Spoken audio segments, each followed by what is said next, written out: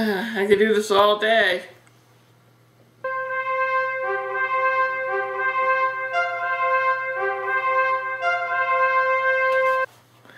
Yeah, I'm a little excited. Welcome to Comic Showcase, true believers. Spidey is back.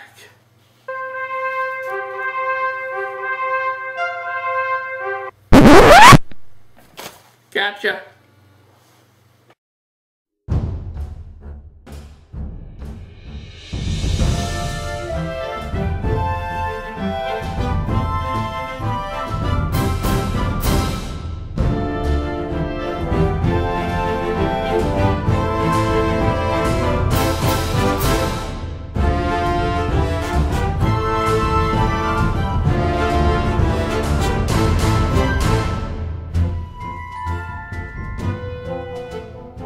Spidey is indeed back, even though he didn't actually go anywhere. Let me explain.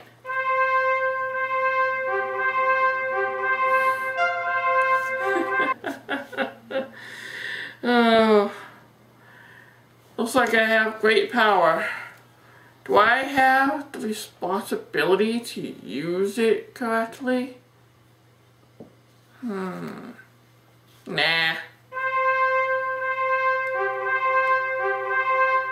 The Amazing Spider-Man is back after about a year of being superior. I should probably explain that part. Back in 2013, writer Dan Slott decided to take Spidey in a decidedly odd direction. Parker's old nemesis, Dr. Octopus, was dying, and when Peter went to pay his last respects, he switched brain patterns with him. While Otto was in control, he proved to be a fiercer Spider-Man that wasn't afraid to seriously hurt or kill a baddie. And in his civilian guise, he actually got Peter a doctorate, and, well, sorta messed up things with his friends, including his teammates in the Avengers. Yes, I said all of that with a straight face. Comics are weird. Anyway, the fan base was, of course, polarized by this decision. Some fans loved the series because it showed Peter as more aggressive as he takes charge and kills bad guys. He has also invented new gadgets, and yes, even had an island lair. Some people felt the need to threaten Dan Slott, which is still not cool, and never in a million years will be cool. Actions have consequences, kids. Just saying. As for me, I checked it out. I didn't read all of the series. It just wasn't for me. What? Come on, hey, come on, chill out, will ya? Yeah. Hey, go to you, buddy, hey, come on. Hey, at least I gave it a shot. That's more than what a lot of people have done. It just wasn't for me because Spidey really shouldn't be an extreme guy running around killing people. That isn't to say Otto as Spidey didn't do good things. I'll get to that later. It just means that Spider-Man to me needs to stand for something. I'm not talking about truth and justice. That's more for Captain America. Spidey stands for the responsibility to do what's right despite incredible odds. And Superior didn't have that for me. Besides, I knew Peter Parker was going to be back in control at some point. There were hints of a return, and of course, Amazing Spider-Man 2 was released around the time Amazing Spider-Man #1 came out. So from a marketing standpoint, we knew Peter would return, and I, for one, am glad he did. Plus, it's widely known that Dan Slott likes to tease and taunt fans. He'll say he'll kill off Spidey, and in the next minute, Spidey's back. He's kinda trollish in that regard. Or at the very least, a comic book supervillain. Since Superior Spider-Man 25, Peter's, well, ghost for lack of a better term, had been trying to fight back since he disappeared early in the series run. Slott seems to delight in gaining readers' attention, and they'd have to guess what he's going to do with the wall crawler next. You can't really argue with that type of storytelling that has readers wondering what is going to happen next. And yes, I've read the last few issues just to see how he came back. I'll just give you the Cliff Notes version. The Green Goblin returned with an army of goblins and began terrorizing the city. The Avengers asked Octo Spidey for help, even though he's on shaky ground with them. Mary Jane hides Pete's loved ones aside from Anna, a lady who Ock had met and fell in love with. Anna gets captured.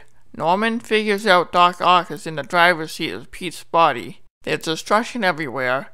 Ock relents that there's only one man who could possibly save Anna, and he's been a ghost this whole time. That man is Peter Parker. So he steps into a high-tech device and basically turns the Peter switch on. Not before having Pete respect Otto for what he had to give up in order to have Spidey return. It's a textbook heroic sacrifice. Me say something nice about Doc Ock? Huh, maybe it's my brain that got switched too.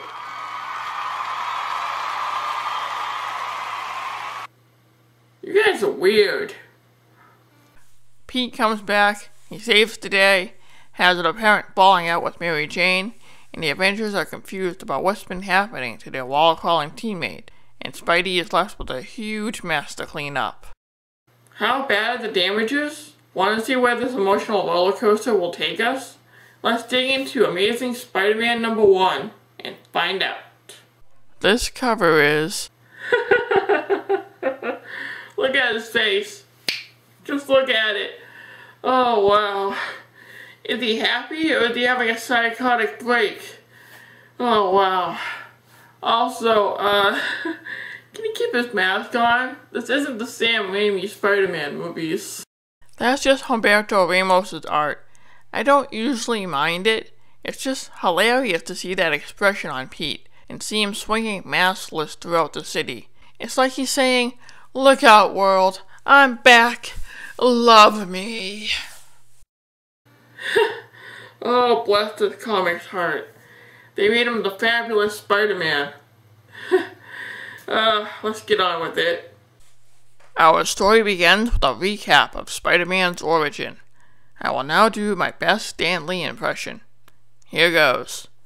Peter Parker, a science major, attended a scientific demonstration in radiation. Unbeknownst to him and the crowd, a tiny arachnid was caught in the beam. It falls and bit the timid teenager. Feeling woozy, the teen left the event only to find that he had the proportionate strength and speed of a giant spider. Later, the world would know him as the Amazing Spider-Man. But what's this? The spider still lived after it bit Peter? Quickly it crawls to someone else and bites her as Peter leaves. Face front, true believer, the identity of this woman will be revealed in Original Sin. Excelsior! She can't be Spider-Woman. I'm pretty sure that job's been taken. Several times, in fact. 12 comic book years and 50 or so real-life years later, we see D-list Spider-Man baddie, the White Rabbit, and others being chased by the cops. I love the crowd reaction.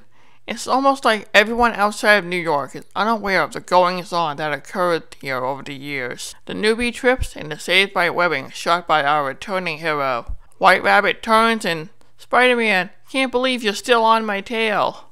Oh, the innuendos. The rabbit is mad that Spidey is foiling her heist, and he shoots more webbing. Silly rabbit, that's what you get for pulling all your Fabergé eggs in one basket. Oh, how I've missed these cheesy one-liners.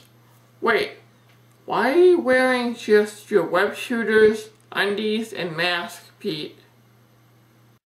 Looks like the not rhino named the Hippo is getting ready to toss a car at our hidden hero when he cracks a few jokes and stops him.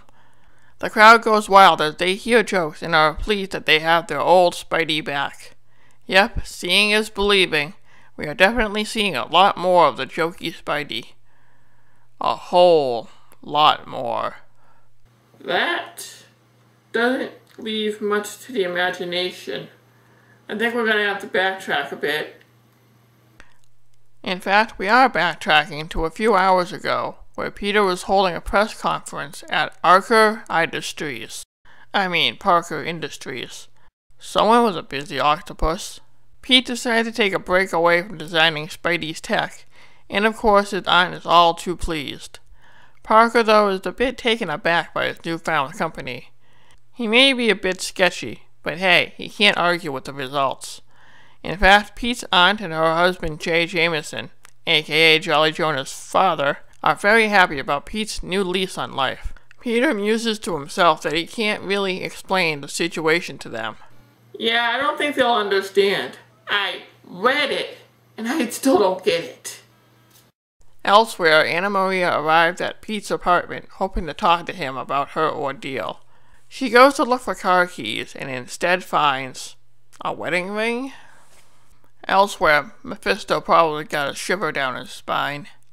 Actually, we don't see the Dark Lord. We cut to news footage talking about the disaster wrought by the so-called Goblin War, and Jolly Jonah resigning as mayor of New York. Jolly Jonah is upset. Then he realizes he has one place left to go, the Daily Bugle, and then they post an unfavorable news story about him.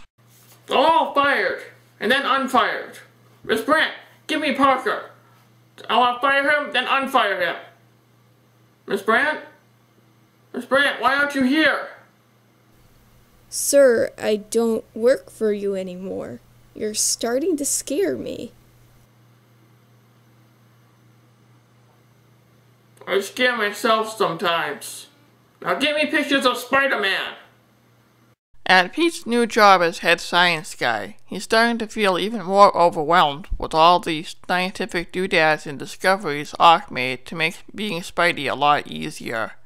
Peter toys with the idea of accessing the memories of how to make with the mad science. He decides not to for obvious reasons. He asks his staff for help, and of course they have scared of Parker since they last saw him as a mad scientist, complete with robot minion. Pete's understandably confused, and asks that Parker Industries remain spider-free. There's a creepy Pokemon for you. A bit later, our wall crawler decides to take to the streets, fully clothed this time, and he's itching to fight the good fight. He said he misses just being Spidey, and vows to never take it for granted again. And of course, the citizens of NYC are giving him a mixed reaction. Ah, the Big Apple. At least you're loved in Boston, Wallcrawler. Alarms sound and Spidey prepares to go into action when he is observed by the baddies from the beginning of the comic. White Rabbit, Hippo, Panda, and Skin. I'm going to have to agree with the White Rabbit. Skin doesn't quite match the animal motif this group is going for. Uh-oh, along comes a spider. The artist formerly known as Gypsy Moth is ordered to take apart Spidey's clothes. This is a family comic, right? Skin does manage to dissolve Spidey's costume, leaving only his mask. And before she can get that far, the webhead knocks her out. However, the people of NYC now see a lot more of Spidey than they've ever seen before, and take pictures. Lots of pictures. Since this is the 21st century, this starts to go viral. The Avengers get wind of this, and Spider-Woman's convinced that this is the original Peter back to normal. After all, this could only happen to Peter, right? Cap, though, needs more convincing. Cap, you're one to talk about brain swaps and weird things happening to you. Meanwhile, at a bar, Johnny Storm, the Human Torch, is having a good laugh at his friend's expense. Very funny, Flame Brain. Don't you have to go fight Dr. Doom? I also see MJ is still mad at Peter. This isn't going to last. Something will happen, and she'll forget why she's mad at him. This is comics. People change attitudes more times than wrestlers in the WWE. We're finally back to the present. Pete's in tidy, whitey, webbed undies. Say that 3 times fast. I probably did a few takes just to say that right. Anyway, Spidey wraps up the panda lady. No bamboo for her tonight. Oh, and of course some people are wary about a half-naked man chasing a lady in a fuzzy suit. I would venture a guess and say that this happens in the real New York City quite frequently. Here in the Marvel Universe, this is just Tuesday. Heh. An old lady is actually scolding Pete about his lack of wardrobe and calls him Miley Cyrus. That's it. I'm done. Roll the credits. Whoa, I'm choking. I still have a couple more pages to go through, and then I'm going to analyze this comic. Stop jumping the gun. Peter hightails it out of there and reflects a bit about this adventure. He's now a doctor. He owns Parker Industries and has a whole new set of responsibilities. Pete says that Otto made his life a bit more interesting. However, things are going to be a bit more interesting in a couple seconds. Oh, hi, Anna Maria. Anna, who still thinks Ock is in the driver's seat, has come to talk to our hero. Peter tries to explain the situation, and she says that can wait. She wants to know why he never told her he was Spider-Man. Pete says it could have been anyone under that mask, and she replies that she recognizes the 3 freckles near the belly button. Maria says that they've seen all of their freckles, and asks what Spidey has to say for himself. And that's the end of our comic. Peter Parker, your life has just become more complicated. Let's take a closer look at Amazing Spider-Man #1.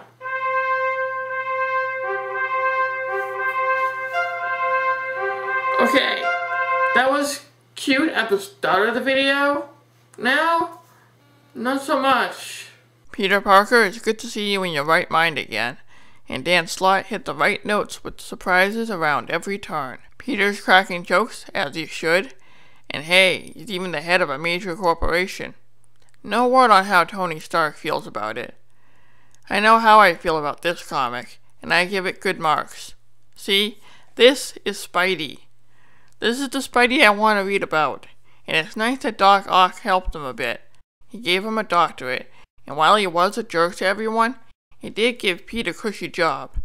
Just don't blow it, Parker. Let me explain. For all the hate I gave Superior Spider-Man, it's great that Doc Ock did some things for Peter's life. He gave him a doctorate, like I said. He got him a thriving business, again, like I said.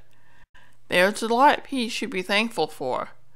Slott seems to recognize that he had to grow up a bit, even with Doc Ock in control of his body.